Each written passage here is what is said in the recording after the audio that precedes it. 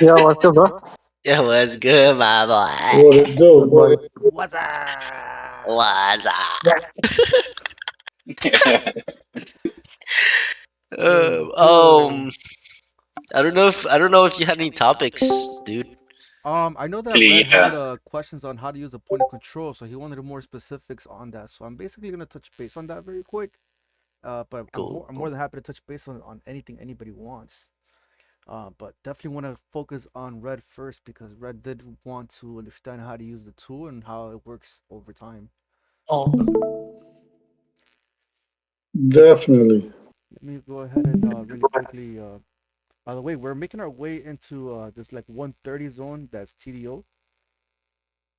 Basically 130, 125 will be the direction. I can see market already pushing or really, really strong. So if anybody's in longs, get your dub for the night, guys. That's amazing. Let me go ahead and open up trading view. I don't want to fuck up my chart of what it looks like. That's a lot of data that I'm gonna need for tomorrow. You guys see my screen, right? Yep. Yeah.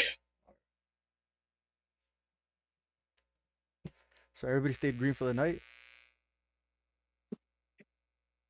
Yep. Yeah, I gotta By not activate my taking no account trade. stuff. I hear you. Huh. I haven't taken any trades. I wanted to take longs, but I didn't get the 25,025 for me to take that long. I would have passed that 50K eval. That was a clear direction into at least 90 or 130. I would have done one mini. I would have been up like crazy. My boy Marcos today passed 250K evals, so I'm happy for him. Really good stuff. Hey, Man, anytime anybody pass, that's a beautiful thing. Heck yeah. So I'm gonna erase everything real quick. All right, guys. I'm gonna erase everything. Let's do this real quick. I want to show you the point of control, right? Because more importantly than anything, I know Red had questions about it. So point of control is very simple. Red, it's the fixed range volume profile. Okay, it's a fixed Okay. it's a fixed point of control, meaning it'll give you like it'll give you a range where there was like the most volume or the most traded activity in the market during that specific day or specific hour or specific 5 minute. You can use it however the hell you want. There's no right or wrong to it. Now, my recommendation, my personal recommendation, I've seen that the 8 a.m. to the 9 a.m. works fantastic. Okay. Now, there's other traders that do work on seeing like point of control per day. So let's say if there was yesterday and today, let's say that we have the point of control from yesterday or the point of control from Friday. You can see those as specific levels where like it'll act as a magnet where market can come back to. And it could be used as a reference of like support or resistance. And if you see market like come back, retest it, accumulate in the zone, and then push way in a direction where it looks like it's pulling away from point of control, then you already know they're going for a specific target of supply or demand if they're going down. So that's one way to look at it specifically. But let's put it real quick on the day. Let me see real quick. So if market opened yesterday at 6 p.m. and it finished the day at what 4 p.m. Basically point of control you can see is right where we are at the moment. Mm-hmm. Right? So basically, you would mark this as point of control, and that would be what Monday. So we'll do Monday 3/17, right? Let's say we want to do the same thing for the previous day, Friday.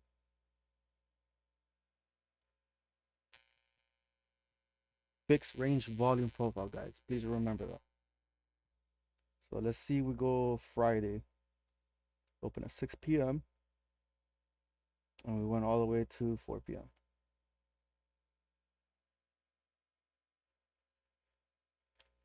You see the Did you support say 6 resistance? a.m. or p.m.? Six, basically 4 p.m. So 6 p.m. for the beginning to 4 p.m. close, right? Because the market does open at 6 p.m., right? And market does close at 4 p.m. New York time. So 6 p.m. is Asia, basically, and then New York close. That's your point of control for the day.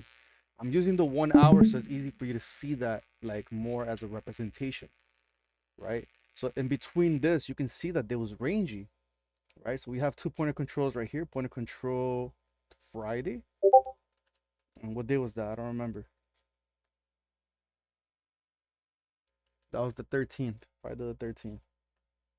Freaky Friday. Yup. Freaky Friday for sure. So the representation of that, right? You see how we have these volume candles, like in this area, they look huge. And then here they look huge as well. It was because that's where there was the most activity, right? But the real activity that really happened in that specific day, it was down over here. Why? Because you can see how they reacted like with strong momentum to the upside, right? Once, and then you had all this accumulation where they were just basically throwing direction off until they finally took off from it. And where did they go? They went to the top. You can see the top right here where there was like more volume here, and then they stayed around there. Okay. But look, now that you have the point of controls from Friday and Monday, let's just say you didn't have Mondays. Let's just say you didn't have Mondays. If you already know that we are at the bottom of a discounted price and this is premium price, what does that mean? That you're basically looking for an area of interest of buys and an area of interest of sells. Doesn't that already tell you what support and resistance is? Yeah. Right? So every 1 hour candle, you're looking at what? The momentum to the upside, or are we moving sideways? Is there a trend or is there accumulation? So your point of control is basically showing you, okay, we're not coming back anymore to retest the zone. The zone was what? An engulf candle. It gave us a retest candle, and now we're just grinding to the upside. And when we're grinding to the upside and you miss the bus, what is it that you have to do? You basically wait for the retracement for a break and retest for continuation where? To the high of that previous day, like point of control area where there was some more activity in that volume bar that you saw that I had placed. Okay. So for example, if Sunday opened really strong, right? It opened really strong, showing us some direction to the upside. If we put a fib, let's put a Fibonacci, because now you got to put it all together, right? It's not just one tool does it all. There's no right or wrong way to work with this. But with the point of control, you can use a Fibonacci to understand, okay, if we are going to the upside after a downside move from Friday, then what is the next move? Like if we're in the swing high and swing low, how do we move our way up? Or how far can we really go? If there's a mathematical like point of perspective to that, you know? Because you don't just Right. randomly, like when you're going into the markets, guys, you don't just randomly enter a buy because you want to buy and prices going up.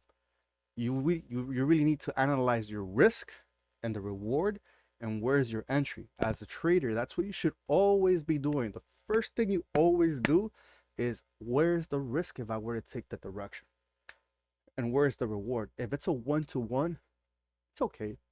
But if it doesn't look favorable where you're like, fuck, for 20 points am I really gonna risk this trade? You have to start analyzing the market like that, because if you don't, then guess what? You're just wasting your time. You're gonna waste your eval money. You're gonna waste the opportunity of a funded account being a funded account where you're really making money from it. So take a look at this real quick. If we had the reversal sign right here, right, and you had the retest right here, if this was the highest point of like of a drop, and then you had here this other candle that was the swing low, and then you created a new lower high, right?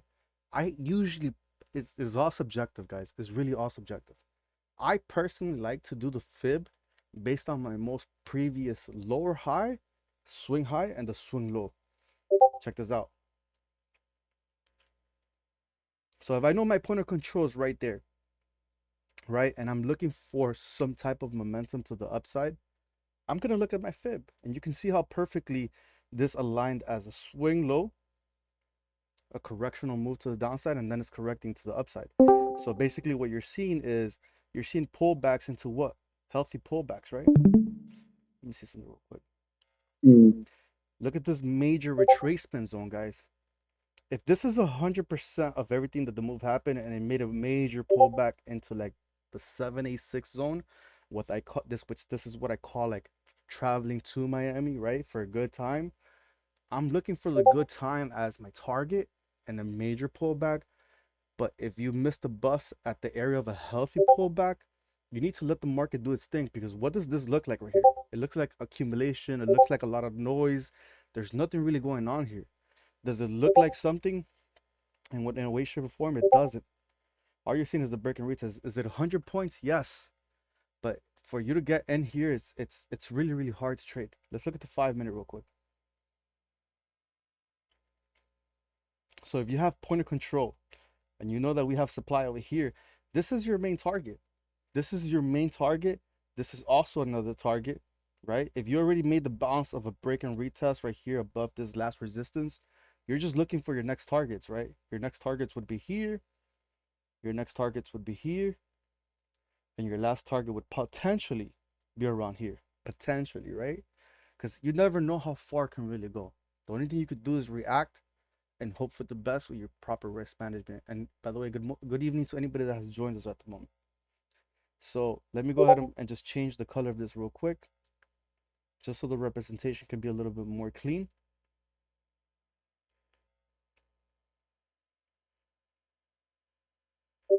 Am I doing this right now?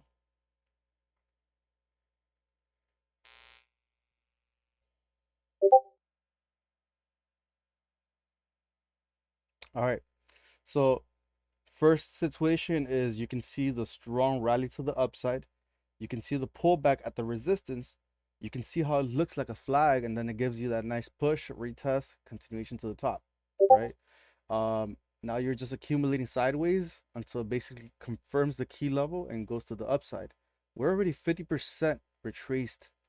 The only way you're taking this trade is you're basically waiting for the momentum to go to the what? To the upside of the resistance. Okay. Now, if you were to use the point of control, right? If you were to use the point of control in the 1 hour as well as you did in the daily, it's the same thing. Nothing changes. Let's take a look. If we have, let's say TDOs right here, 12 a.m. So here, and let's say you wanted to use it from into 1 a.m. Let's see.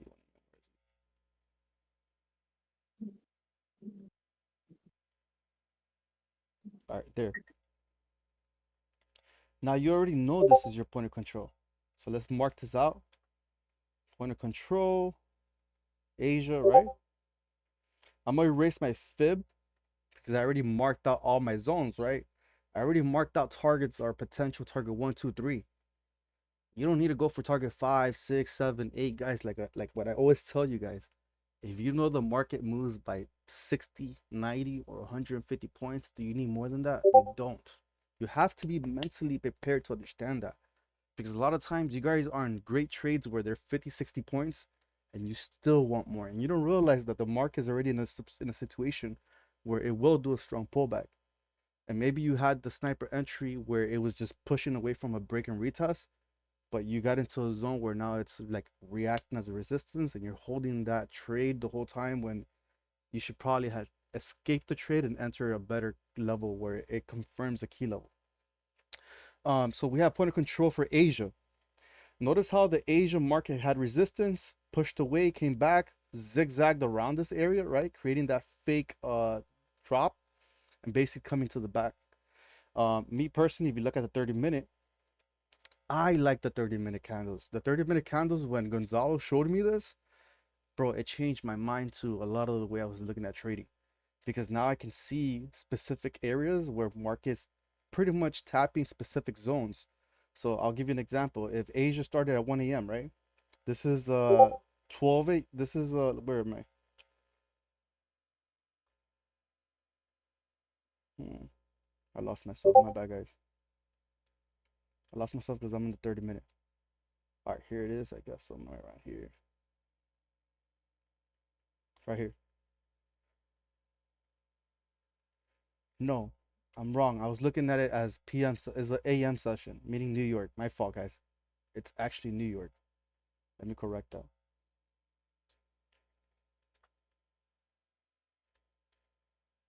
So that's not even a good example, to be honest with you. But either way, it's point of control. It doesn't change anything, right?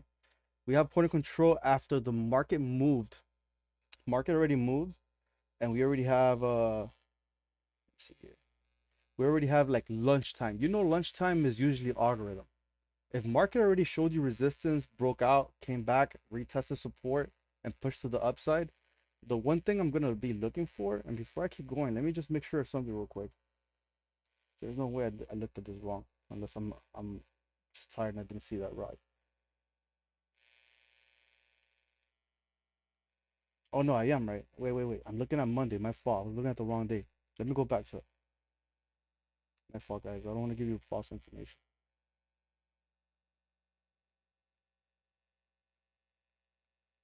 It's right here. My fault. My fault. My fault.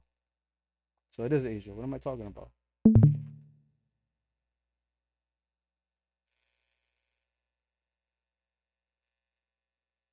There you go. So look at it like this.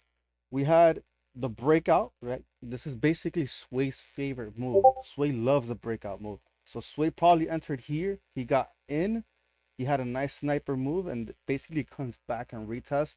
Probably takes out all the stop losses and pushes to the upside. I always tell you guys to specifically take an observation that every time the market does a break and retest after creating some sort of support after a big drop, they usually come back into a resistance zone and create that M shape. You can see this little like M shape right here. Do you guys see that? Mm-hmm. This M shape right here, it's usually a manipulation to go to the downside.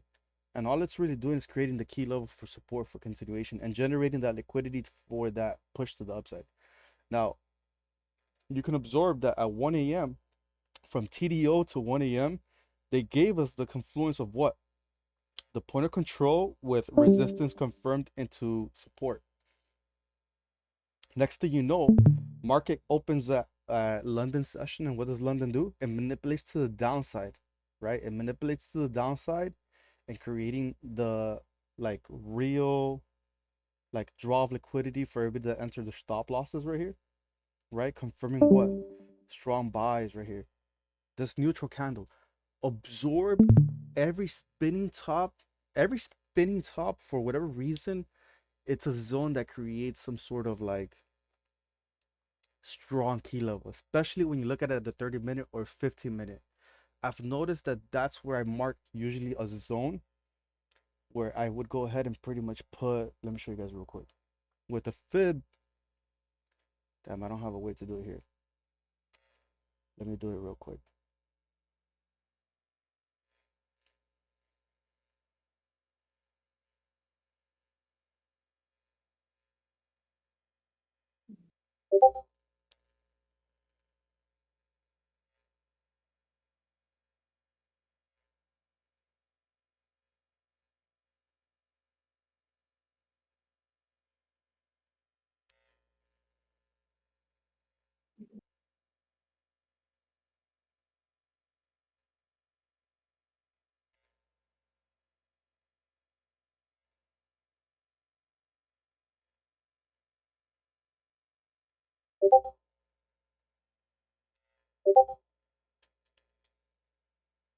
And by the way, if you guys don't know how to do this, I gotta teach you how to do this tonight, okay? So you guys can have that same look in your candles and shit.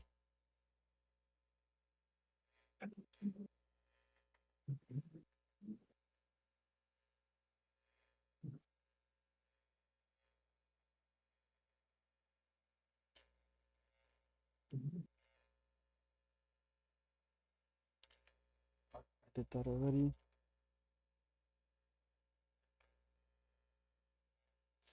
So you guys see this little neutral candle right here where we created that fake like drop and generated liquidity to go to the upside. Mm-hmm. Basically, you can see how market tapped the specific zone, and that specific zone gave us what? That push to the upside. And look, we're point of control of Asia, guys. Like point of control of Asia, leaving a gap right here. You see this little gap right here? So basically, we're saying that because of this specific demand zone that was created after this like generated liquidity and this like this fake manipulation to the downside and creating that demand, we have basically market come back into the gap, and you're just seeing the market create what? Equal lows. We have a 4-bar reversal, neckline retest, continuation to the top. And it goes back to what I just repeated earlier. If you see the double top after a breakout, doesn't that look like a double top? And what does it do next? It generates the liquidity to create that nice push to the upside. So you can see how market repeats over and over and over and over the same exact thing. But why did market stop right here? You have to ask yourself that question. Market right here stopped for what reasons? We had a specific area of like supply. We also had this area that confirmed the supply zone. So if this was a double top and created that down push pressure, market basically respected it here. And what happened here? Market basically took the generated liquidity with everybody's stop loss over here.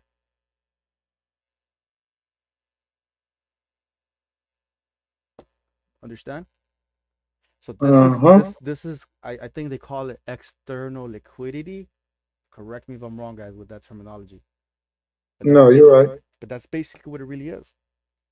You have all these wicks that get taken out completely, and then market goes to the downside right after that.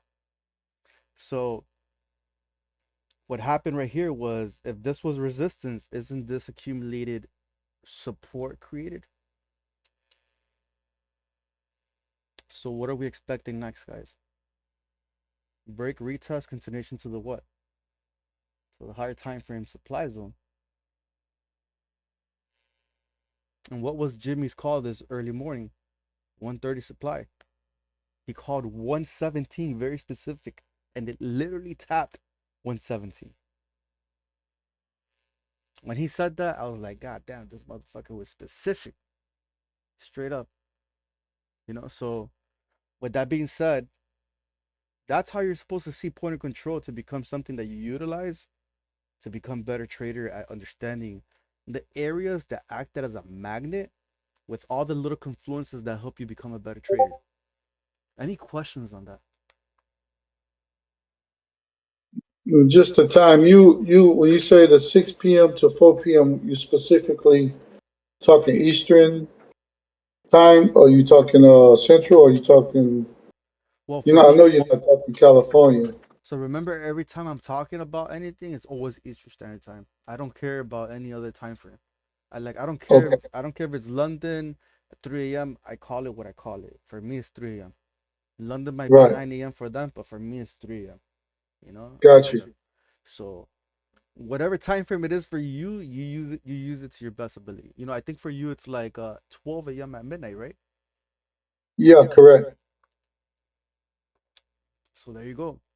So let's say if Asia for you is what, 10 or 9 p.m., 9 p.m. maybe, No, it'll be three. 3 p.m. We behind. We behind 3 hours. So it'll be 10 p.m. No, no, I'm referring to, like, if it's 1 a.m. for Asia, right? What time frame would that be? 10 p.m. All right, perfect. So let's say you do 10 p.m. through 11 p.m. You're basically just marking out your point of control, see how that reacts, and see how London reacts from that 1 hour point of control, or from the midnight, the TDO. You never know. You got to start back testing it to see how you can see that more clear, because again, your time frame is 100% different from what I'm usually trading. I'm never really using point of control at midnight. I'm never really using point of control because I already see TDO, I see PMO, I see everything inside my chart that lets me see like specific levels that we had created as areas of interest for supply or demand, because that's what TDO and PMO really is. But putting it all together, you can see how just two specific POCs let you see like a magnet, like price pushing to one side or price pushing to the other. This is why a lot of times I never delete anything from a chart. That's why you heard some meme today say, "Oh, Rigo, like, how did you know it was gonna react from that specific? What was it? I forgot what it was. I think it was a PMO or some shit like that, where I took the 5 minis where I made like 1,500 this afternoon. He was like, "How did you know it was gonna react?" I don't fucking know, honestly, but I know that PMO, wherever the PMO is at the end of the day, it usually stands at PMO it'll stay there for whatever reason. I don't know why. So when I see the reaction that it wants to pop off from it with a specific pattern, I would know to take my 20, 30 points. And sometimes I'll gamble an evaluation just to get $1,500 and it'll put me at 50% pass so I could do it again on Asia and just take that 20-point move where I'm risking $50 to pass an account in like 2 days. That's how I really pass these accounts really quick, guys. I'm not here sitting trying to make 100 points on an account because there's no reason for me to sit here for 2, 3 hours for a trade to happen when I know how to trade 20 points. So it's just kind of like you know how to trade high leverage, you trade high leverage and you stick to that to pass the evals. But then when you actually get funded, you should be passing them. You should be like basically getting your account buffer with smaller size, quality trades, and just kind of going with the flow. The problem with you guys is that you guys a lot of times like to over leverage your trades, and you guys always constantly want to be right, and you don't take green. So if you see green, take green sometimes. And if you got an instant $500, you got an instant $1,000, cut the trade and do it again the next session. Because at the end of the day, Mm. at the end of the day, as long as you're green, like let's say you got green in Asia, right, guys? Let's say you got green in Asia. Now you do it again on New York, and you risk 300, $400 out of $1,000. You're still profiting $500 for the day. But sometimes you guys don't want to take that risk, or if you do take that risk, you take that risk with too much leverage instead of like lowering your size and maximizing another $500 for 400 or $300. Become a one-to-one trader in New York session. So there's a lot of ways to do it. There's a lot of strategic ways to trade it. You just gotta stick to like making a plan that works for you, right? Especially if you're like somebody that wants to be in and out of the market. Um, if there's like a zone that you know can be a short, use one micro. And once you see, give you a confirmation candle, add to your like one micro, maybe 3, 4 micros, and now you're 5 micros in, and maybe you get 30, 40 points, and that's an instant 200, $300. You have to understand, guys, and I keep repeating it. Like, it's not hard to make 20, 30 points. It's really not hard. You guys can see 20, 30 points every single day. Every other hour, there's a 20, 30 point move. It's just a matter of you like actually like focusing on what's happening at that right moment and taking those trades. Plus, you already know TDO, PMO, and POC. So there's no reasons for you not to know how to do it. It's just take the fucking trade.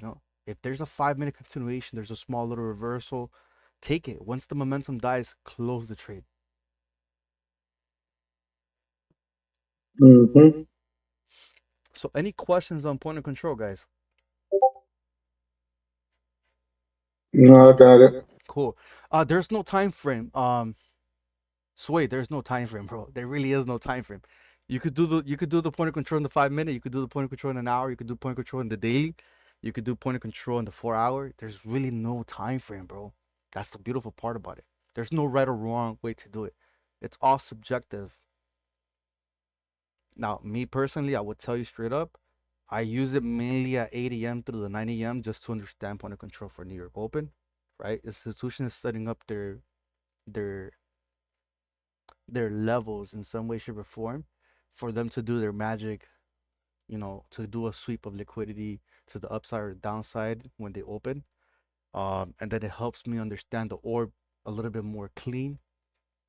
You could do point of control at TDO. You could do point of control at London.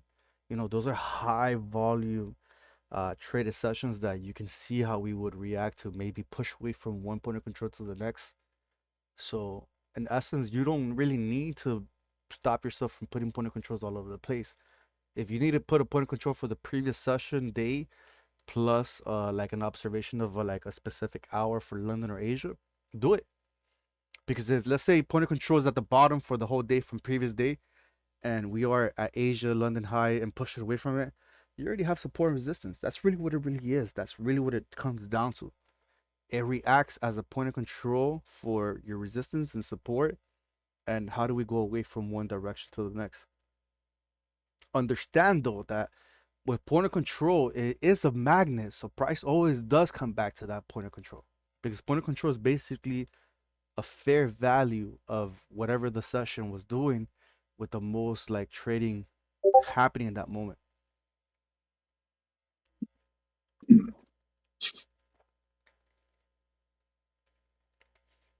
Do you want to see how point of control works at the most random like time? It doesn't matter. Look, let's see.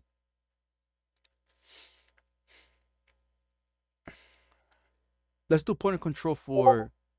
Let's do point of control for. I don't know. Let's do a random ass time. Let's do London.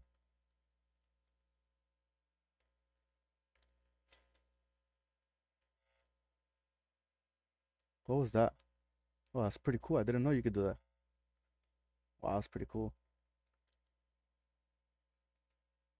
All right, so we have 6 a.m. All right, London's right here. All right, so I'm gonna use my point of control. It's called the fixed range volume profile.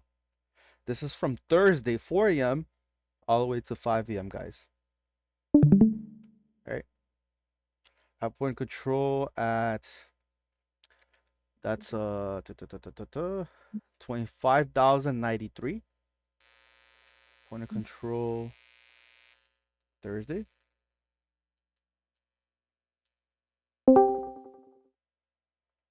That's basically, let's say, 312, and that's London. What's up, Jimmy? All right, so we have point of control from London, right? Let's just say you traded London and you're like, fuck, I see point of control, dude. I see how we reacted. We pushed to the downside. I can see how price comes back to it, then price rejects from it. Bro, there's a lot of trades you could take right here. Just right here, there's a lot of scalping you can take. Let's say we pushed out of point of control and we're revisiting. Like if you see that engulf candle, right? That engulf candle tells you there's a lot of selling pressure, and then some push to the upside, basically rejecting the top, and then you have a directional move. The moment that broke out of here, you can take a 30-point move. A 30-point move. Where are you targeting? The bottom of this right here, right? The bottom, right? And if you see market comes right back, you can see that M little shape. Imagine everybody's thinking, oh my God, it's gonna go back up. Didn't I just tell you guys that the first M is usually generated liquidity? What's up, Isabel? And it comes right back, takes out everybody's like stop loss. So it's a stop loss hunt where there is a what? Strong buys, creating that key level for support. And now you have support resistance. Everybody's putting their stop loss up here. Market comes back up, takes everybody's stop loss, comes right back one more time, taking out everybody's stop loss, coming right down, creating some kind of buying pressure. And then what do you have here? Some big old like head and shoulders type shit. You can see this is a reversal sign, guys. If you don't fucking know that, you need to fucking start waking up. So point of control is being rejected, right? Not only like do we have a bounce, bounce, bounce, and straight up resistance at the top 3 times, and point of control is right here, and we never came back to it. We're only pushing away from it. Plus, you have multiple resistance at the neckline of that reversal signal. You're looking for shorts. It's not that fucking serious. So yeah, it's. I mean, look, we were trading this probably when I think we were trading this. Yeah, we were fucking trading this. I think this is the time that I couldn't put my finger on it that time. But yeah, this is so clean, so clear. That's point of control for you guys. And it was London's point of control, guys. London's point of control. What happened next? Basically came to the downside. Pushed to the upside, came to the downside. I think me and Andrea took a long here. Yeah, me and Andrea took a long here. What am I talking about? Me and Andrea were fucking around here. Somewhere around here. Somewhere around here we were trying to take it long. I don't remember where. I remember all my trades because I don't take a lot of trades, guys. I don't take a lot of trades, so I remember all my trades. Um, any questions on that? Any questions on reversals? Do you guys want to talk about reversals?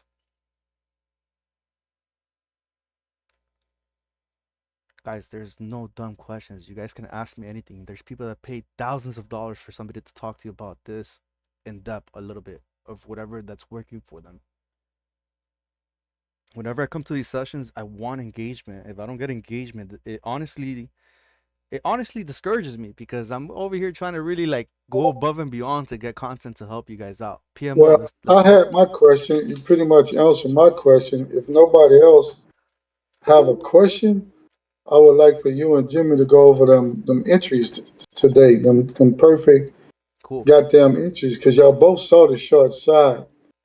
Jimmy cool. called out the 25,000 bounce, which is a historical number and a key number. I understand that, but is that the only reason he used that number, or did he pre-market see something just like he saw the 117? Like when I go to the hour chart and look all the way over to the left, I was looking at a pivot at the 107. That's why I said the 107. But what was he looking at to see the 113? I don't know if he could. You can do it. You guys can explain it using your chart. Can he pull his chart? I don't know how you would do it, Let, but I would like to know. cool. We'll do that question, but before you do, let me go ahead and answer Sway's question. He wants to know about PMO. So PMO is the 1:30 p.m. Eastern Standard Time candle. Okay, the 1:30 is always some way, shape, or form institutional filling in some kind of volume into the market. Let's look at it. So let's look at today's, right? Today we had 1:30 p.m. Where are you? 1:30.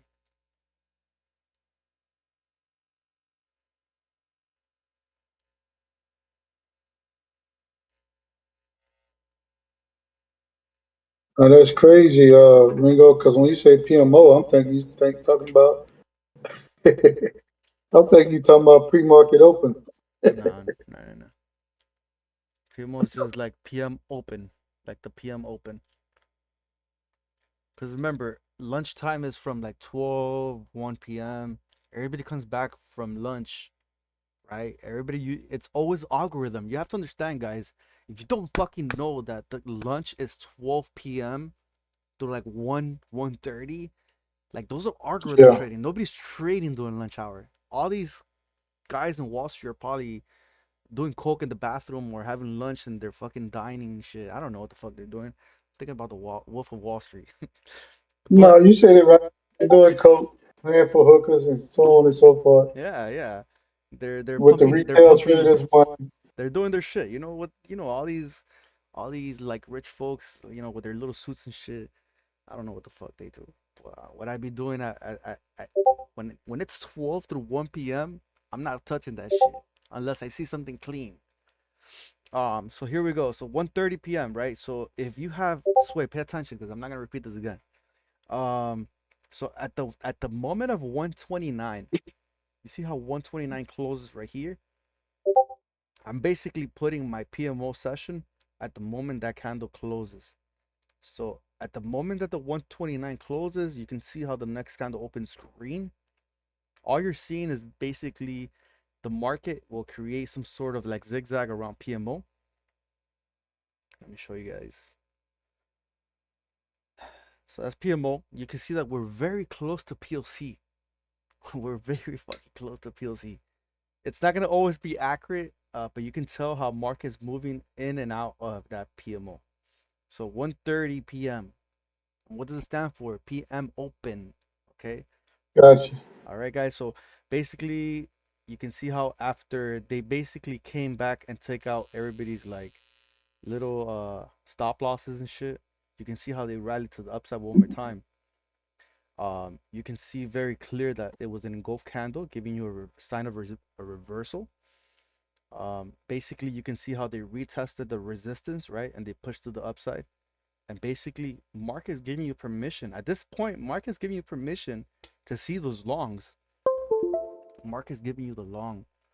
And what happens? Market comes right back up, creates that M that I talk about all the time, fills the imbalance, the gap, and pushes to the upside. You can take those longs from that area. Why? Because you can see support was built, the stop loss was taken out, and basically market gave you the direction. Do you see that Sway? Now, look how the market later on comes back to PMO. At some point at market, PMO I was basically seeing how the market was giving me permission to take a long after 4 p.m. I literally took my long on my eval after 4 p.m. I didn't give a fuck because I'm like, you know what? I know PMO and I understand how PMO works. So basically, you can see how market pushed us to the upside. However, we were like dangling around it, and when I saw the immediate like equal, like when I saw them push to the upside, I was like, okay, I could continue holding. I could continue because at one point I almost hit TP, and I was like, yay! And then somewhere it just came back to PMO, and then it pushed up. So I was like, fuck it. If I'm gonna blow the account, I'm gonna blow the account in this trade, or I'm gonna fucking let it do what it has to do. And that's where you see my reaction where I'm like, because I was like, fuck yeah. I was excited because it does it almost every fucking day, guys. It does it almost every day. So basically it's just a key level, right? We had break retest, continuation to the top, key level confirm, and boom, pops up to where? The top of the resistance, right? And then you can see how market dies off right there. It dies off, literally it dies off. PMO. That's PMO for you, bro. It's not rocket science, but you need to know how to react to it. Market at the end of the day will always push away or push towards PMO.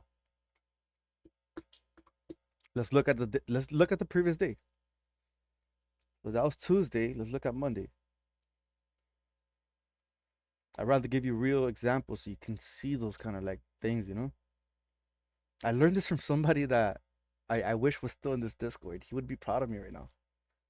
He would be so fucking proud of me.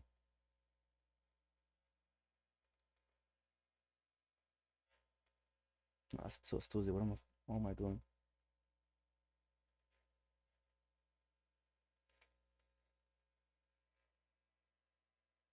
All right, so we have 130 right here. Where are we? Jesus Christ. Right there. All right, so we have 130, 129 right here. 129, so it's selling, right?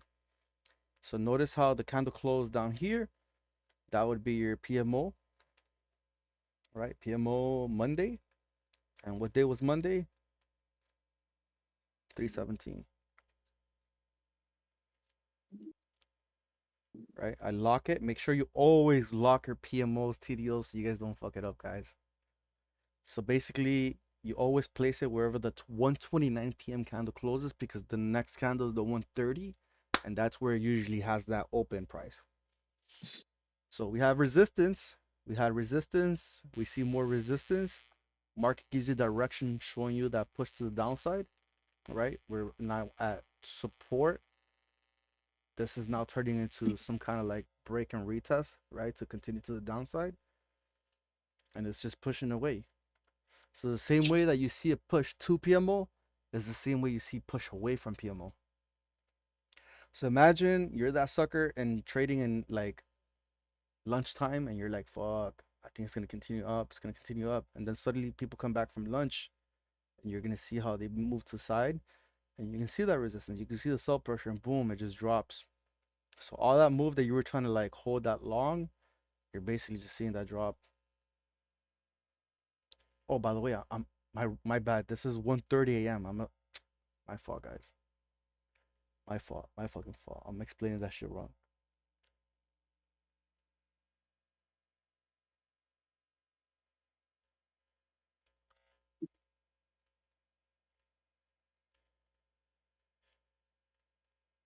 My fault, guys. That was my fault. I was looking at 1:30 a.m. It has to be 1:30 p.m.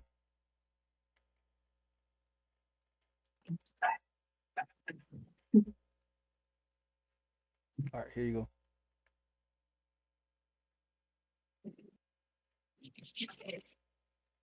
So that's 129, right? That's PMO right here. My fault. Please scratch that off. PMO Monday. And we said that was 0316. My fault, guys. Lock it. Don't let it move. All right, so we had resistance over here. We had previous resistance. You can see the rejection. However, we had equal lows. Hold it. Push to the upside. Basically, 1:30 p.m. is happening here. They're just accumulating. You can see resistance at the top, equal highs. Boom, 130 is right here. What happens at 130? They push to the downside, takes out liquidity, right, for these equal lows. And you basically can see how we have, give me 1 second, guys. You can see how they take out the stop losses. And now they push to the upside one more time. You have PMO one more time sitting around here. It's already 2 p.m. here, guys. It's already 2 p.m. You have your break retest, right? Push to the upside. What happens next? They take out the top. They come back down where? 3 p.m. Power hour. Power hour, guys. You have that nice impulsive move to the upside. God damn. And where do they go? Point of control. Point of control of Monday that we did for the higher time frame. And look, that's the last PMO that we talked about later on. So yeah, it's just basically areas of interest. That's really what it really is. Institutional trading happens in those specific zones. There's also the 9:53 a.m. magic. I'm giving you guys all the sauce, guys. All the sauce. 9:53 is the same shit. Same thing happens at 9:53 a.m. You guys want to see 9:53 a.m.? Mm-hmm. So hey, you taking notes? Yeah, my Yeah. boy, my boy, my boy. All right, let's see that Monday's. Let's see that Monday's 9:53 a.m. magic. Let's see.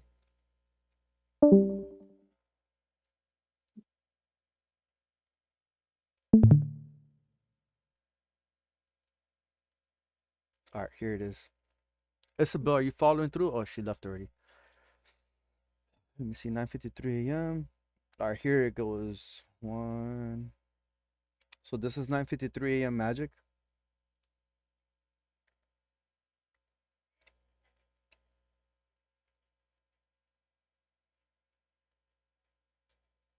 So that's 9:53 a.m. magic from Monday. Let's put that there. Monday. What day is Monday? 3/16, 26. If this is 9:53 a.m. magic and we push to the upside, doesn't price repeat itself to 9:53 a.m.? Wow. Pretty cool, right? It's like price coming back to the point of control where it initially started the move to the upside. Now, again, Right. these interpretations of these kind of like areas or little pinpoints, you're gonna have to back test them, guys. You're gonna really have to back test them, forward test them. You gotta know how to react from them because look, later on, that area that became support for that 9:53 a.m. later becomes the resistance, and then what it do? It switches up, and what it comes and bounces back and forth. So institutions in some way, shape, or form are filling their orders inside that zone, which is close to what? PMO. Interesting, right? It's like what the fuck coincidence? The person that taught me this, I'm really grateful for that person because this person gave me something that institutional traders really use, and we're not even aware of that.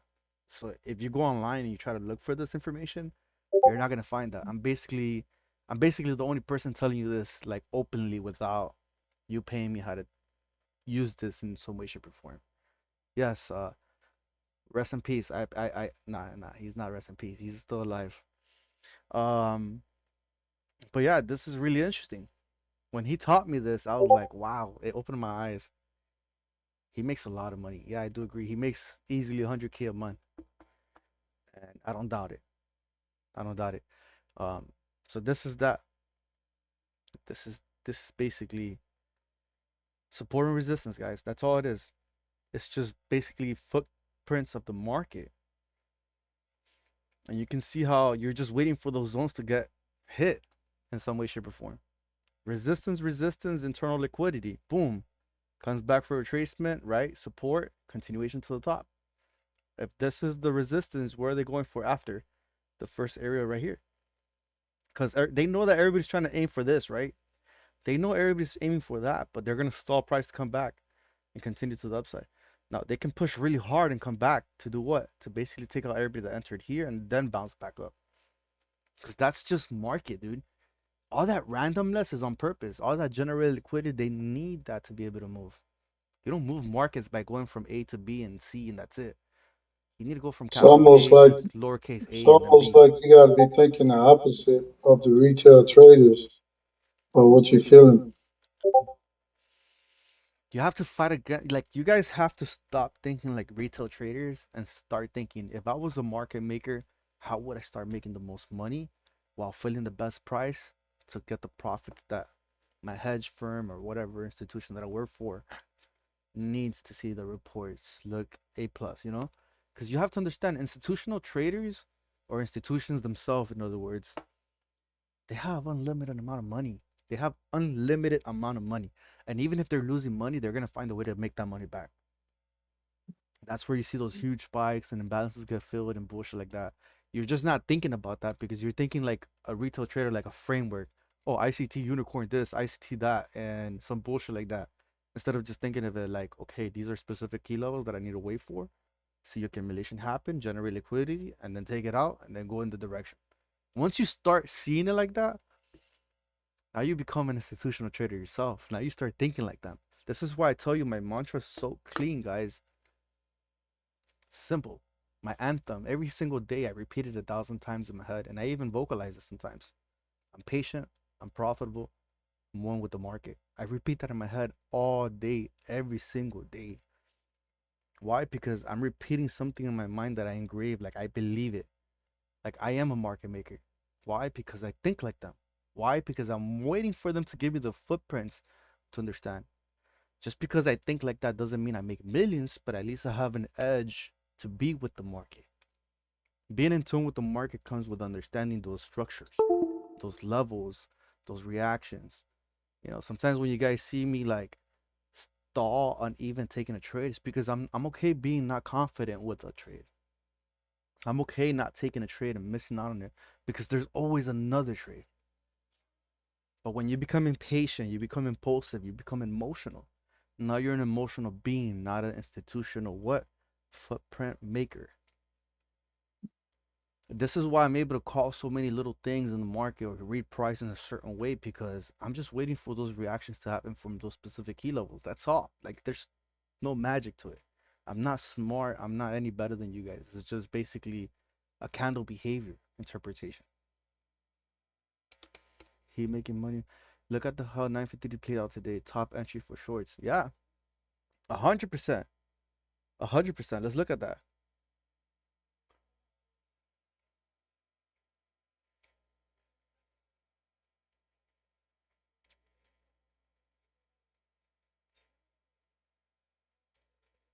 Where am I looking at that? Help me out.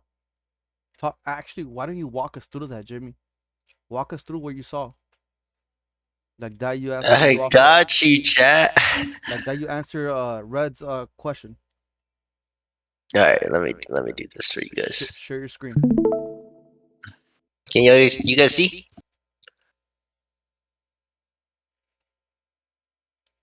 Let me know if you guys can see. Yeah, Yes. it's So, now. Yeah, I can see it now. It's clear. All right, cool, cool. All right, so basically going up into pre-market, I see a London reversal and then a pre-market pump.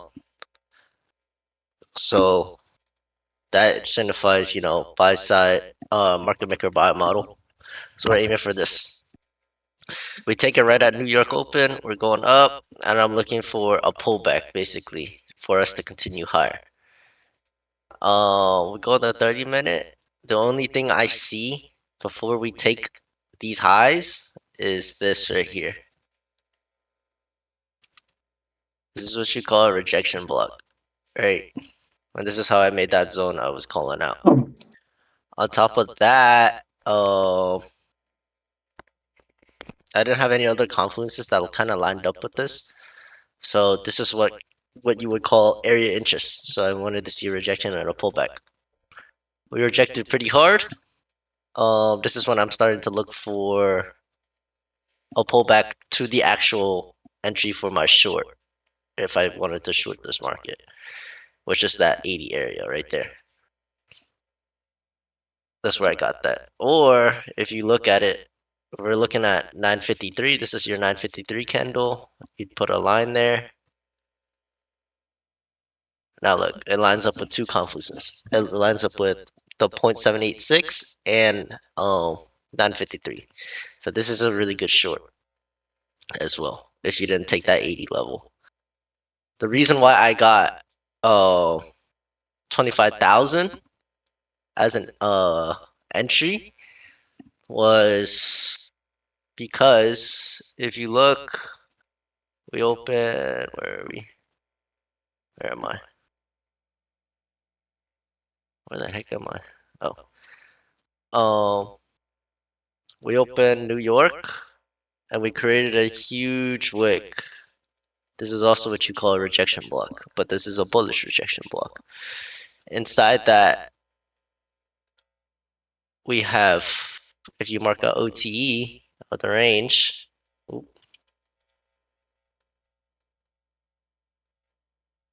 OTE, it's right at OTE, and then what do you see? Kind of in between is that 25,000 mark. This is why I called that level. Because it might, yes, it might just tap OT and then reverse back up, but that 25,000 level is what they want to tap. It's a psychological level. Um, I mean, for all institutions and stuff. Like that's where they want to be exiting positions to pull back the market into this range. I think it was at 80 was the other OT. So I caught this from this long all the way up to here. I trailed stops here. I got stopped out, and then I full ported it. Past my evals, but if I didn't do that, then I would have taken this short down to this low back here. This would be TP1 and TP2. Simple. Right out of VWAP.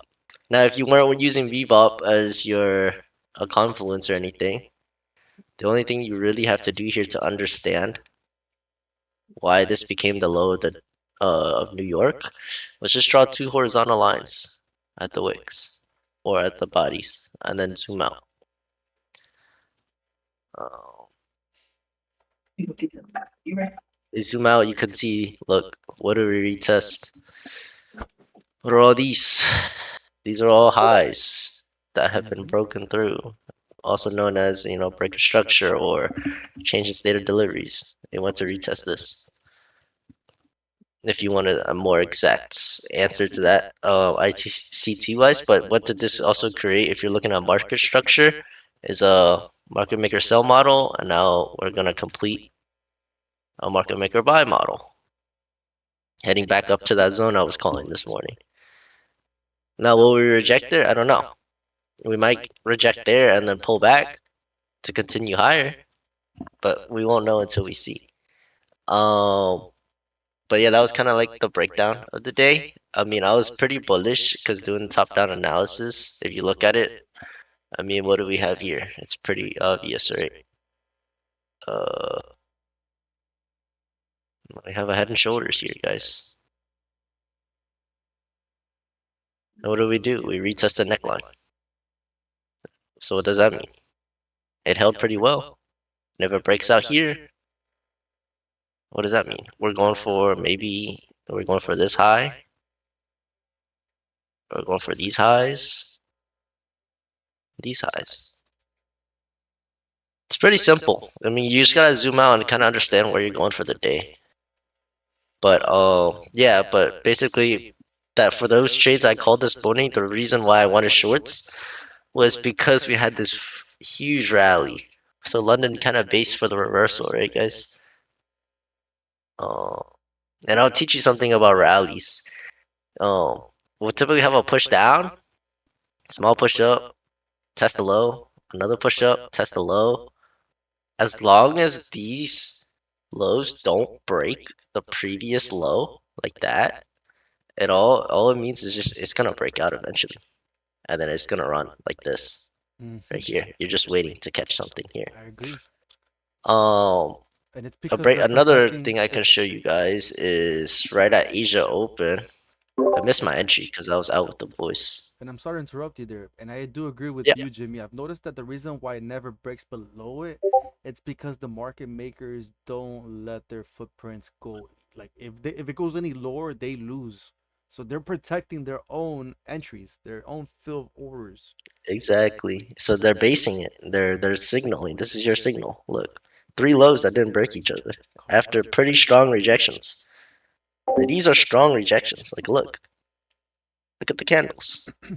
Oh, the 3 minute. These are strong rejections, but they're not breaking it. So it's basing for something. And when you're keeping it simple, it's like what Jimmy says. You just zoom out, you're basically seeing support turns into resistance or resistance turns into support. It's that simple, Hmm. guys. It really is. Jimmy, you trade off the 3 or the 5 minute? Uh, I look at everything above the three, but basically off the three is my entry. Yes, so I trade off the three. But like looking at like more confluences, I look at like 15 and above. The 5 minute is one of my first entries. I'm looking for. I don't really use the 5 minute anymore actually, but if you also take a look at this, right? I missed my entry earlier today because I was out with my friends. But you take OT of this range, I could have caught this entire move. Oh, look what it tapped perfectly. OT, guys. What happened? First low,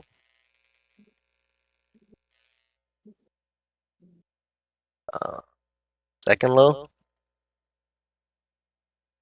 third low,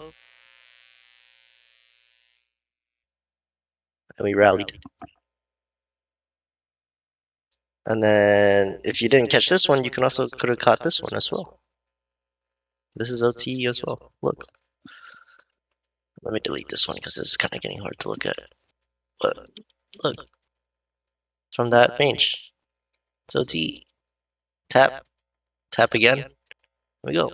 And the same thing. You like if you can identify when it's like when he says resistance turning to support, like that's just basing for a rally, and then we just needed some type of momentum. What was the momentum of this one? It was Asia Open. It was the macro time. So if you start incorporating all of these things, like I was calling this short, and I wanted to 10 a.m. to push up towards my zone, so I could take the short. Why? Because it's the macro. That's when it's most gonna be the most momentum in the market. And yeah, that's it's literally as simple as that, guys. If you can look at it in a Zooming out. perspective Zooming out. of here, like that, and just keep it simple. Don't overcomplicate it. Like I'm telling you, always trying to tell you guys to always zoom out. Like you guys are so zoomed in, looking at the 1 minute. Like I would not have been able to call any of this stuff. It was just tunnel vision on each candle in the 1 minute. No, zoom out. The higher time frame is gonna show you the bigger picture. Like I even look at the daily. Oh my gosh. I look at the daily sometimes. Look, this is another perfect entry. Hold on, let me get some rid of some of this stuff. Right here. I mean, if you're a swing trader, you have capital on you, you could hold positions for days. What is this? Look at what it did. Like, it's as simple as that, guys. And the reason why this is like a protected low, why I anchored my OTE here, is because look at all the liquidity we took out here. Look at all the lows we took out here. And then a push back up. So if you're a swing trader trading the daily like this, it works. It just works. You just gotta simplify whatever you're doing. And if this plays out, what are we heading towards? Right, it's something you guys might ask. Okay, this 50% got tapped. So what's the next level? We're looking in here or here, right? Or here or here. One of the two, however you guys want to mark OT. So yeah, I mean, it's just that simple. But we need that breakout up here first. We need to close above here. Push up, retest, and then this is what I'm thinking it's gonna look like. Uh, like if we get the breakout, we're gonna push up to one of these zones, and then come back a retest to move higher. And if you look at the market, what is it doing? This looks like the bottom of a market maker buy model. We already had the sell off, and now we're basing to continue. It's as simple as that, guys. Like you just gotta like look, like just zoom out. Is what I'm trying to tell you guys. Like I know Rigo trades like the 1 second, 5 second, whatever. Cool. He's scalping, guys.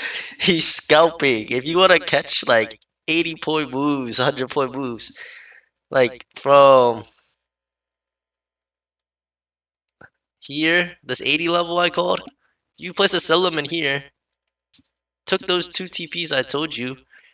You're looking at 80 points and basically a 120-point trade right there. And then even my long, it was 80 points. Yeah, and the beautiful You part is gotta, that I even verified your trade the whole time that it was happening in real time. I'm like, yo, Jimmy, you're yeah, right. You're right. I see the level, yo. And I was telling people yeah, the same levels that you just mentioned right now were the targets. I was telling them that's as low as it's really gonna go because you can see VWAP. VWAP is usually a bounce after those kind of big drops, especially when you saw in the higher time frame that you were seeing like supply after supply get respected. There was no higher high at all. In real time, there was no higher high being made. exactly. And then what did it do, guys? It based up again. It didn't make a lower than this one. It started basing. Mm-hmm. So what does this look like on a higher time frame? Take a look. Right, we completed the market maker buy model. We did this. We pulled back and retested. And now this is the second phase, or the first phase of accumulation. Mm-hmm. To what? Take out this one. We created another market maker buy model. But if we're looking at the bigger range, the bigger um like You could market see maker the buy flip. You model, could see the flip in the you could market. see, yeah, you could see it. Look, this is the OTE range I marked out earlier on the daily. First stage accumulation. What do? We moved up. Second stage accumulation. Move up. Third stage. What's the next move? They're gonna make a move for here. So if Asia breaks out, we might get a London pullback and then a New York continuation. I believe we have news tomorrow, right? Yeah. Yeah. So tomorrow's gonna be a big move day. I think it's pretty high impact news. But And one more quick question, Jimmy, Ringo, because I misunderstood PMO for pre-market open instead of mhm. PM open. What is your acronym OTE? No, no, no, Makes no. So don't forget, before market opens is point of control from 8 a.m. to 9 a.m. Point of control is the anchored fixed volume profile. Okay, and yeah, then got that. PMO is the 1:30 p.m. Session. Now the question that you had, what was it again? OTE. OTE is just optimal trade entry. When we say OTE, Oh, we're just recommending where would really best take a trade that will give us the best reward with little to no risk. Okay. So when we point out OTEs, we're just basically saying, I think this is the best area you can buy, or this is the best area you can sell. It's not always okay. I gonna. mean It's not gonna always that's what I happen. thought. That's what I thought it meant. I'm just double checking. You're good. You're good. You're good. oh, wait, sorry. Any other questions? I'm good. Good. Sway. Anybody? Good too. You Wonderful. I good got too? a. You I guys got a. understand? It's simple, right? Yeah. Yeah, if you But the keep way it, I yeah, trade is so simple. simple. You just look for those stack confluences. Like that long, it was a pretty high probability for me. So, And a lot of and I was times, only at 5 months of draw now. you guys are gonna notice that me and Jimmy usually validate each other's idea. You know how me and Andrea always validate each other's idea? It's the same thing with Jimmy. Sometimes Yeah, and that's something like, okay, so we're like me and Rigo are explaining the markets differently, but we see the same thing. correct. It's just different frameworks. So if you guys aren't seeing the same thing as us, maybe you just guys, it's not like because you guys are a bad trader, it's just because you interpret the markets a different way. right? So like I don't know, like maybe Rigo will have an entry. I don't know for that short 5 points above mine, but mine was 5 points below his. We're in the same trade. We see the same thing. We're It's targeting the same thing. the same zone, the same zone. Same zone, Right. everything. We It's see it, it's but just we a just subjective call entry. it differently. Yeah. Yeah, we just call it differently. Hmm. That's all it is. TCWs, I see. I don't know. Double bottom. I don't know. True, I true. see. I see. He sees a W. I see accumulation. It's Like I true. don't know. I see the market generating liquidity. That's all it is. And that's what exactly Right. what we did all That's of true. New York lunch and PM That's today, fucking true. right? Man, this was, I really appreciate you guys on this session, man. For sure, bro. Of That's what course, we're here for, man. You man. know, this is what happens when you show up consistently because you don't know when the actual sauce is gonna drop, right? That, The sauce that's gonna change your perspective on how you see the markets. You never know when it's gonna change. That's why you gotta show up. And the good thing That's what about I this, did. guys, is you guys are not paying for this. You guys are literally getting this sauce for free. That's the part you guys don't understand. There's people Yeah. paying thousands of dollars and they don't even get this much sauce. You know the little itty bitty things that we're talking about? People don't get that and when they're paying thousands of dollars. They get enough for them to understand it, but they don't give them everything. Because they want them on that subscription where, oh, we got a new course, we got to do this, we got to do that. And all this shit is being given for free.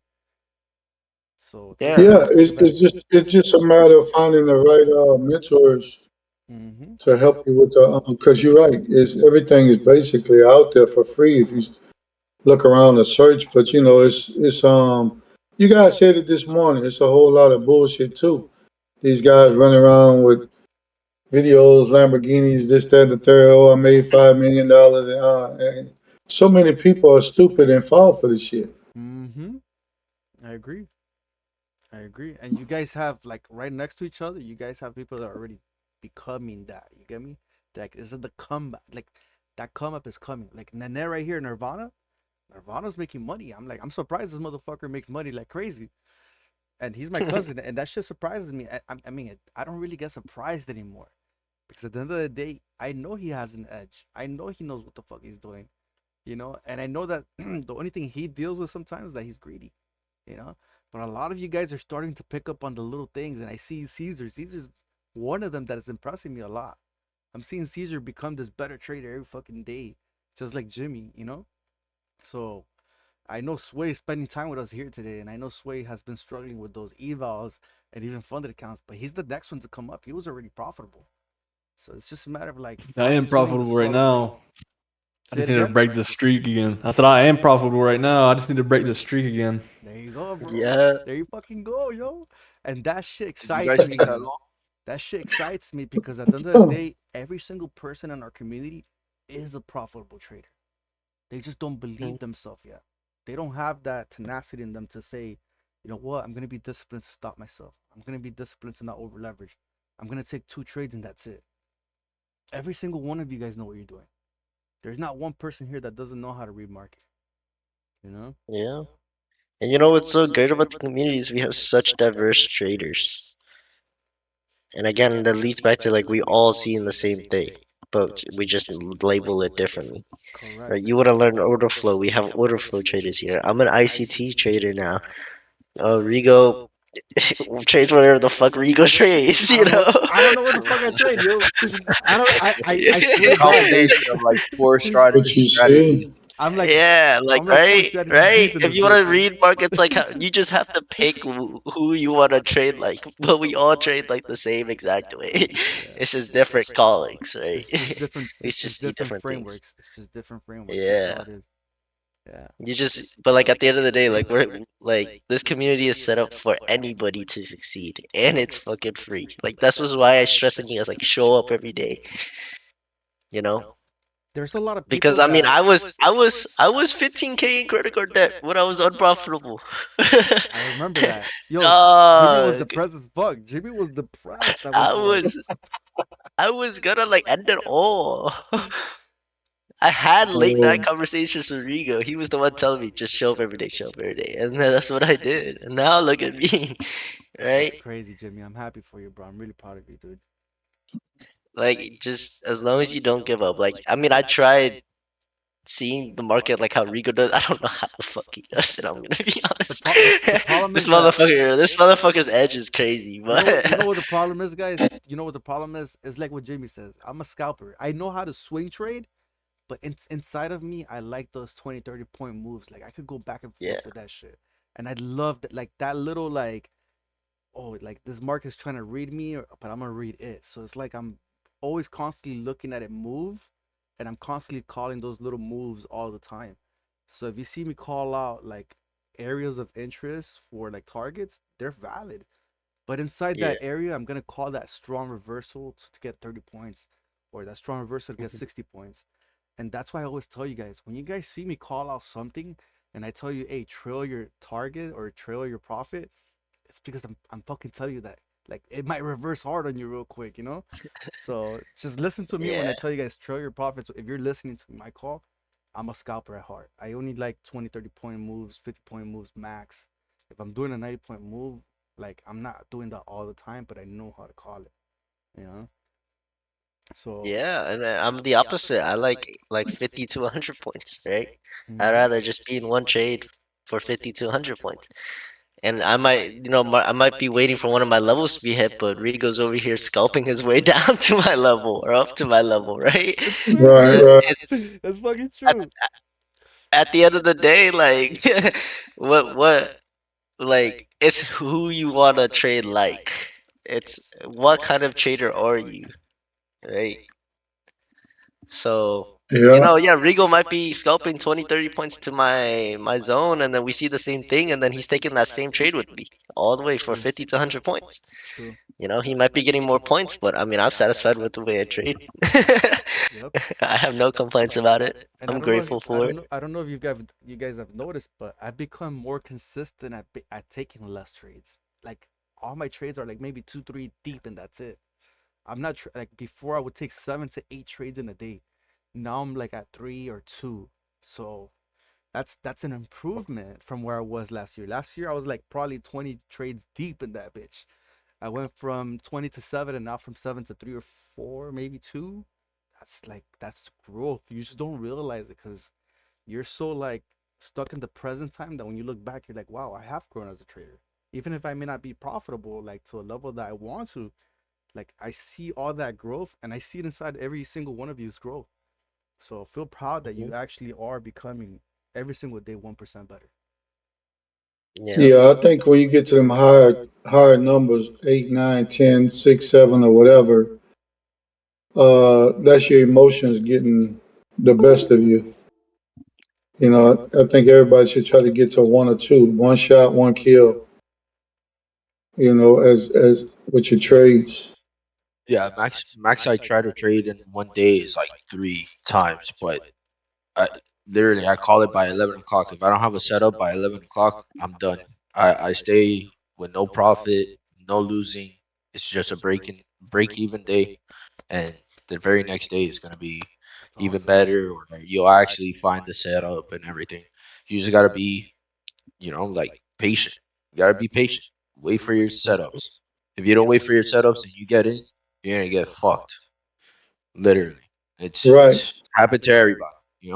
It's But true. No, you're right. Because when I look back on the history of my past, whenever I got that nine in between 9 and 15, I'm blowing some shit up.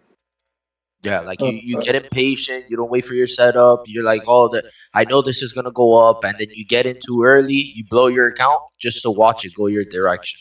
That's happened to me so many times. I fucking hate Yeah, it. me too. I hate that I mean, feeling. okay, yeah. I mean, a lot of people don't realize like a good way to change or to fix your psychology is to change the way you trade.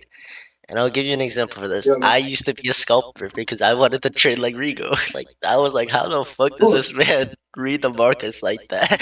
Right? So I wanted to be like him. But I suffered it like I remember thinking to myself like, dude, like I suck at being in drawdown. Like my Yeah, emotions go crazy when I'm in yeah. drawdown, That's right? that's the So what worst. did I do? I changed the way I traded. Now I'm looking for top tick entries. Right. I think I mean I don't I know also what feel like my that's a lot of people's problems too. Like they see drawdown. Let's say they like they over leverage, right? But they have the right direction, and then once they see 500, they get out, and then it just goes right back up that same candle, and it's like, wow, I just got out. Then they get back in, and then they go down another 500, and boom, they just end up blowing their account. And it's because of over Yeah. leverage. That's why I tell you guys all the time, buy That's one another. eval, buy one specific eval where you're only doing one micro and you're just testing out your framework. Every day that you go in, you know, you get either a 100-point move or you lose a 50-point move. And that's how you start becoming better at your entries, journaling your trades, becoming in tune with, okay, I see why I got into early. You know, I got in at the first leg up. I didn't wait for the sweep. I didn't wait for this. I didn't wait for that.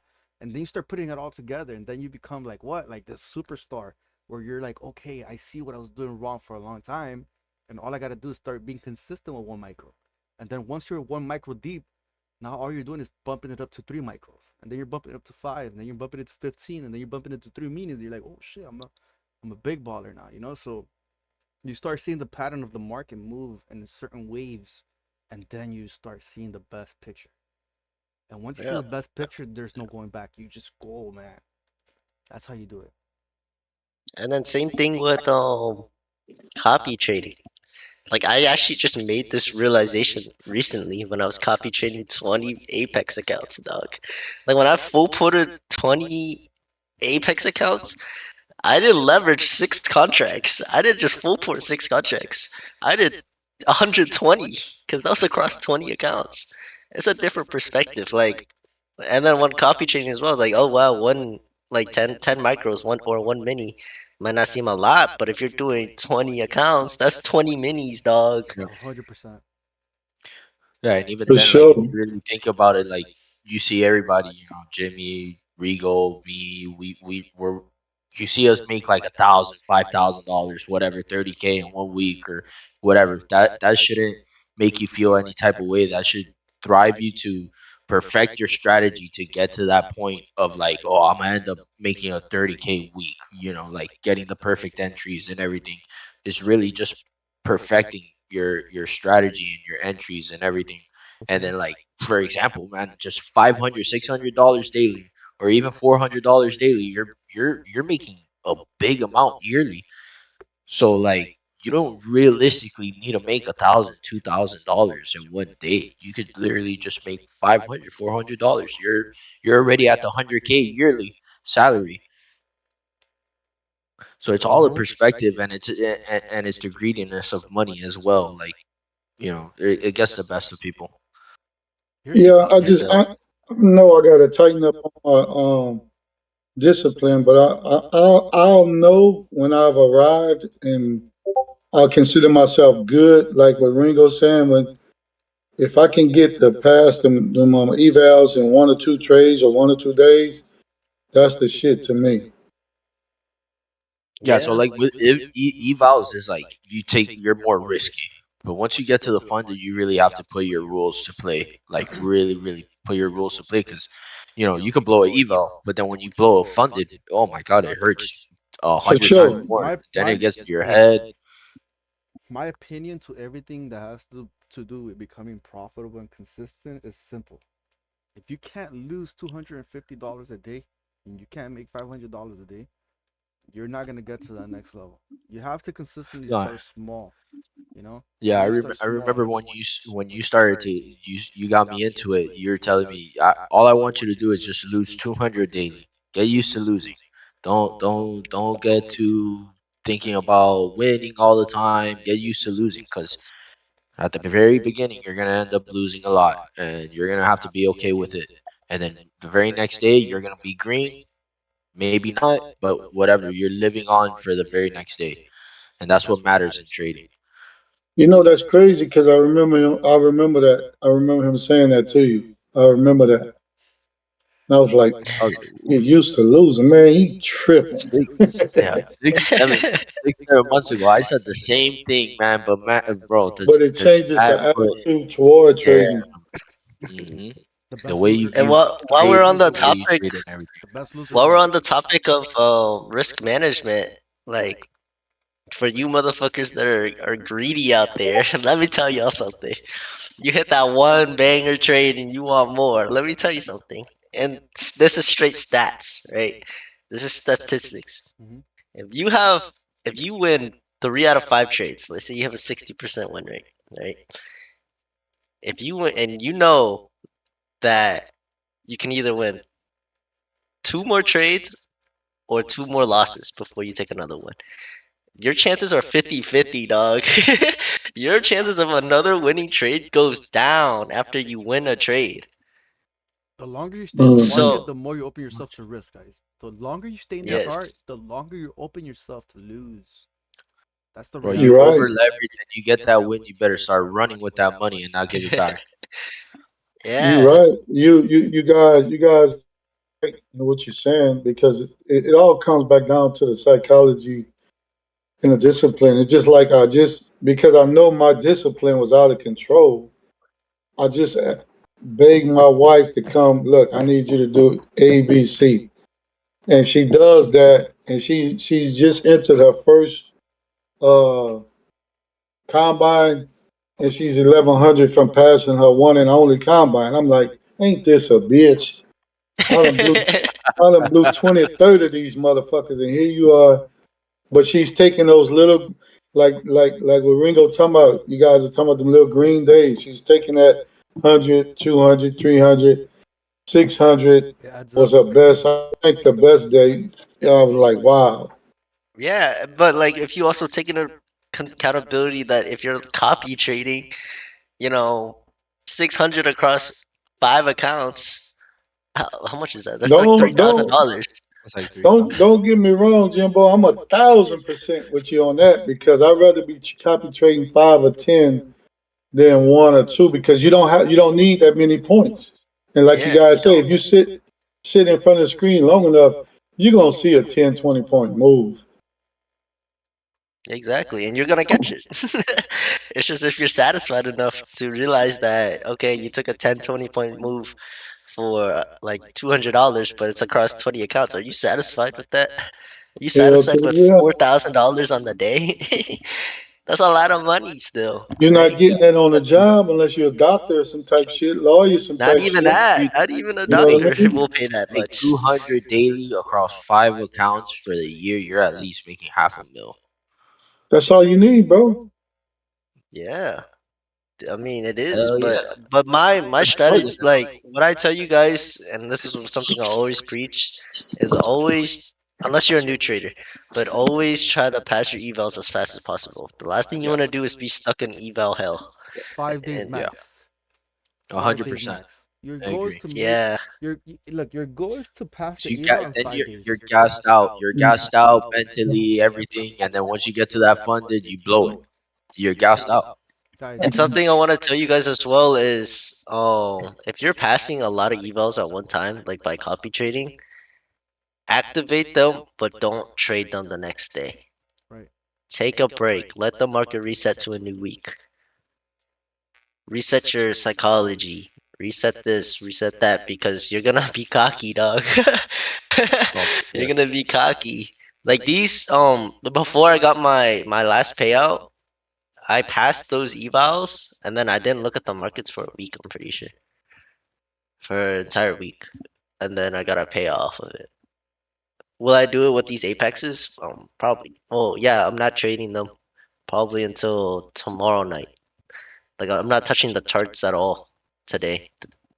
So, what is your So guys' strategy? 'Cause I mean, I've been chipping away at them and get past them. But what is your guys' strategy for getting up passing them so fast? I do What five is over the minis. strategy? leverage. I do 5 minis looking for 10, 15 points max, or I'll do 3 minis and I'll look for 30 points max. I'm looking for those specific strong reversals that are confirmed to be like the moment I see the resistance, boom, it just goes out. I get in and out. I don't care. I'll put my stop loss at break even. If you notice on Yeah. my evals, I'll take 5 trades in a day, looking for that perfect like entry where it just takes me running. You need to wait for like Hmm. once you see the reverse. Like okay, I'll give you an example. Once you see a double top with a neckline retest and it's just running down, you just gotta get in. Don't fucking think about it. Get in because at the end of the day, the moment you hesitate or you think too much, guess what? You're not fucking taking the trade. And now you're like, fuck, I Yeah. should have taken the trade. Because at the end of the day, what are you gonna lose? $50 fucking dollars? That's Right. nothing. That's nothing. Nothing to compare to like a $30,000 payout, Bro, dog. you have look think about it like this. If you're gonna spend $100 buying the no activation, like the no activation account, you might as well buy 250. You might as well buy 250K accounts where you're gonna risk $700 or make $1,500. What are the chances you have 2-3 shots to do it? They're very high probabilities, so that you can take those when we call one of our trade. Like once you hear Jimmy or me say, "Hey, potential reversal here," just fucking take it. What are you gonna lose? If you don't know how to Yeah, find it, right. just listen, just fucking listen. No, literally, fuck it. Because most of the That's times you're gonna hear me say, all. "Guys, that was a 30-point move. That was a 40-point move." I remember when I was first starting out, I ran a funded up 25K. I just had to wait 5 days. And you I didn't lost have it. to trade. I just had to wait 5 days before pulling out 23K. I didn't do that, okay? Let's say that. I lost all that money, but But it's that No okay. was shit. because I full boarded one of Rico's signals. He I was like, remember that. "Oh, this shit gonna drop another 200 points." I was like, "Say less." And I full boarded that shit. Right? I mean, call it lucky. I mean, yeah, it is lucky. Don't get me wrong, I but remember Don't that feel shit. I'm I remember surprised I that shit. survived because I think I only had like $500 left in drawdown, and I had 5 minis. don't feel Oh, bad. I did the same shit with Silver, man. He called yeah, out something, man, and I blew that motherfucker so fast. I yeah. mean, No, he done, silver, he silver, done you gave can't me enter off market. he gave me 100 good winners, good bangers and shit. But that one fucking loss, boy, I remember. My wife was like, Yeah, "What the fuck is wrong with you?" I got my first payout off of silver. It was a 10K payout off of silver. That was I amazing. also got Wow. my first payout on silver. Huh? What'd you say? I said I also got my first payout on silver. That's There awesome. you go. You see, silver makes profitable traders, bro. Shit, It was easy. Silver It got was my easy. biggest payout. It was easy to read. That's why it was very easy to read. That I was just continuing. It was crazy. That Yeah. silver run I was mean, no, amazing. okay. Silver kept me in trading though, True. because I got that payout and I went harder than ever. And then I learned NQ. I started mastering NQ a little more, and it's paying off. Guys, Hey, when we're you make seeing your a little first, bit of rejection here. when you see your first payout, your job is not to go splurge that out, man. Your job is to make as much evals passed and get your payouts 2-3 times more than what you got on that first payout. Make sure you guys are I not want to We're in a high disagree splurging. with time you. frame. I want to disagree with you a little. No. I Yes, feel like you should spend a spend a little bit. little bit on yourself Spend a little bit on because yourself. that changes psychology to tell you that you know what this came from trading. Like this is You actually did it. real. Like you You did did it. it. You got the payout. Like It let you know some it's real. everything. Yeah, everything you've been working towards just paid off. Shit, while I was over there in Spain, when I was getting payouts and I was just splurt, I was just wasting money. Yeah. Like Yeah. for real. No, don't get me wrong. I had some money left to the side for like trading and to getting combines and stuff. But like, bro, I was just out there. I was buying clothes for my girl, for both of my Yeah. daughters. I was just He brought going gifts. to He fucking brought excursions. gifts for Everything. everybody. He brought gifts for everybody. I brought gifts for everybody too. The That's For awesome. real. neighbor. I mean, It what I've been really, it doing really is recently like that. is when I've been going out like with my friends and stuff, I've been picking up the tab because that's just how like I like to do things like I like to like take care of my people, That's and everything. So that's and that's that's how enough it for is. me. I don't need to buy materialistic stuff. Not yet, not Whenever until I get, you whenever you win, bro, whenever you win, it's always good to give back no matter what, whoever it is, family, random, it doesn't matter. It's always good to give back to the you feel me, to like the environment, to the earth, so then you receive 10 times back. Hmm. Yeah. I mean, I didn't know that, but no, That's like a I just give out that's because it more makes me feel that's good. like a gambling uh like what the fuck is that shit called? I forgot the word for it. A gambler's motto. In a way, like it's like superstitious. You feel me? Like Yeah. we give back to get more. You get me? Mhm. Always gotta leave a tip or whatever. Right. Yeah. Yeah, so like I mean that's just what I've been doing. It makes me feel good. It makes me feel like I always remind myself like like this is happening because I put in Yeah, the bro, work to that's fire. trade, get that payout. So, and everybody eats because if I'm eating good, my boys are gonna eat good. What the heck? My boys gonna Hmm. eat good with me, you know? I know how that feels, Jimmy. Trust me. Like at one point in my life, I was broke as fuck, and now everywhere I go, I'm basically just spending money without even caring about how much it is. Like Yeah, to be able to tell people here, pay whatever you want, or get whatever you want, or hey, do you want something else, or hey, are you sure that's all you want? Like for you to be able to do that without even thinking about it, bro, that feels good. That feels yeah, good. That's man. one of And the it's best just, things it's I've it's done. also kind of crazy because we're so desensitized to money, man. Bro, I don't Like care. blowing, I don't care blowing when I so see. much that counts. I don't care Hmm. how much it looks like it's wasting, but to me, it's like I'm just enjoying it, bro. I manifested what I'm Yeah. doing today 2 years ago, guys. I show you those little screenshots of 2 years ago, and it feels like a blur because time. It feels like it was just yesterday, and I don't realize that I'm already living what I wanted it to live 2 years ago. Everything I envisioned was already there. It had to catch up, right? Like the universe had to shift something inside of me for me to be like this profitable mindset, like for me to be this confident person, for me to be somebody that can see the markets in a way that I'm seeing them today. Guys, this whole dude thing is a manifestation, guys. Like if you don't notice, the logo is like an infinity sign with the bird of faith, and it's all tied up to like I did everything in day one, and I treated every single day as a day one to live that one day today. So if I can do it, bro, Yeah, I'm man. telling you, you guys all can do it. Jimmy's doing it. If Mehmet's I can doing it. do it, yeah, I'm Ray's doing telling it. you, anybody can do it, bro. Trust me, guys. And Anybody can do these this. little talks that you guys are hearing, bro, that shit should like fire up inside of you something that you're like, yo, like I'm so close to that. I'm so close to living that, you know? It should fire it up Mhm. inside of you where you're like just saying, you know what? All it takes is a few like fine tweaks where I'm gonna do something different every single day, and every single day just you just become a better version of yourself. That's all it That's really it, is. bro. That's all it really is. Like I swear to God, that's all it really is. Yeah, That's man. it. It's a good feeling, man. It's a good feeling. I've learned a It's lot gonna. from guys. I've learned a lot from each and every one of you, even though you guys may not think about it. Like I've learned something from everybody in this Discord since day one. From the first 4 or 5 people that started this shit with me from Reddit and Instagram to now that the universe has allowed me to be exposed to certain different levels of people, and even people that are no longer here, I'm still appreciative of that. Because again, every single person that you come across is going to teach you something. And you need to understand that there's people that are not going to be in your table forever, and there's going to be people that are just going to come in to teach you something. Appreciate that. Be have a heart of gratitude for everything, the good and the bad, because that's what's going to shape you for your tomorrow. Yeah, you have to learn to take the bitter with the sweet, 100%. because that's what builds you and stuff.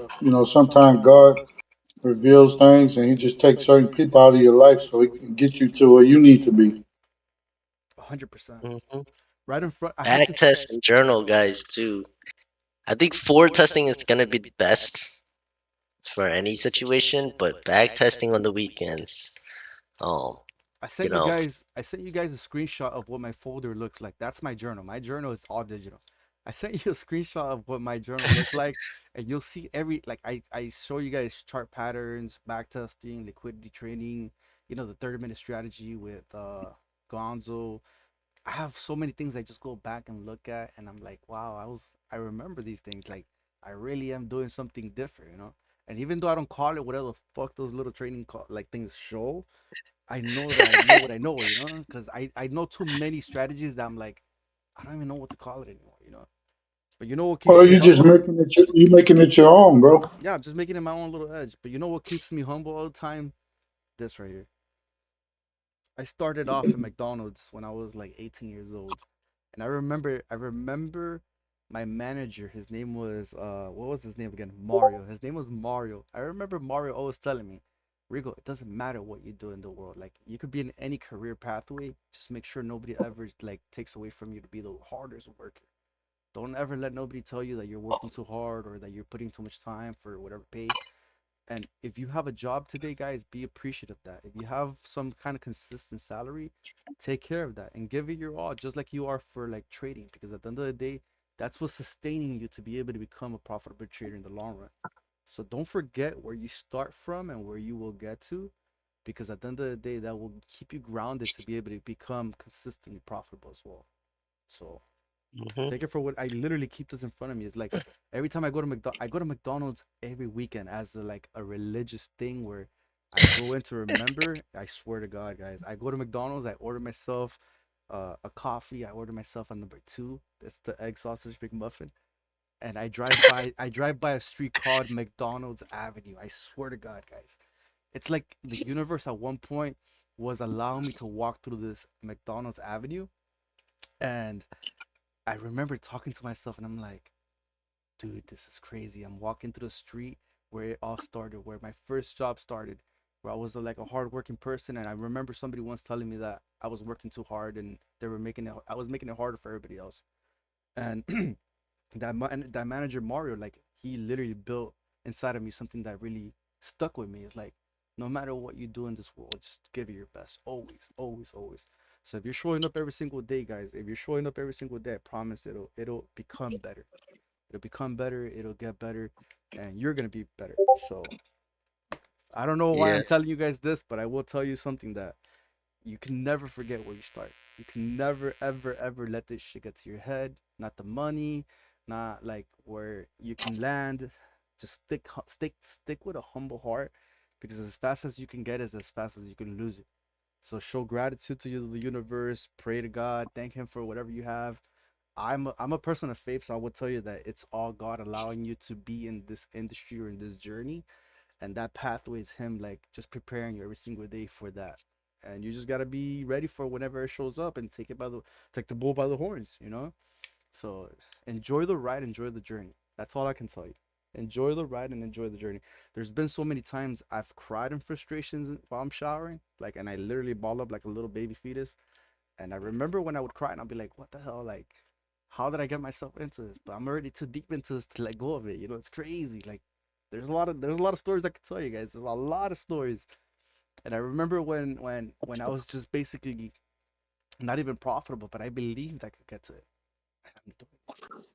So just just Yeah. just And stay also having stable. that perception of yourself, like even if you haven't taken out your first payout, like you gotta tell yourself you are profitable.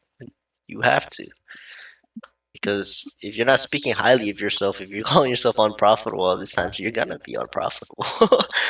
That's all it is. Words have You gotta, power. Words have power. yes, change your Definitely. perspective. Because if the more you call yourself a profitable trader, the more you're gonna realize that what you're doing is unprofitable, and you're gonna change it. So, you know, and that's what I tell a lot of people too. Is trading is 10% strategy. The rest is psychology. Mindset and It's your psychology. mindset. Definitely. So if you can't control yourself, then you're gonna get cooked in these markets, especially NQ, because NQ loves to cook people.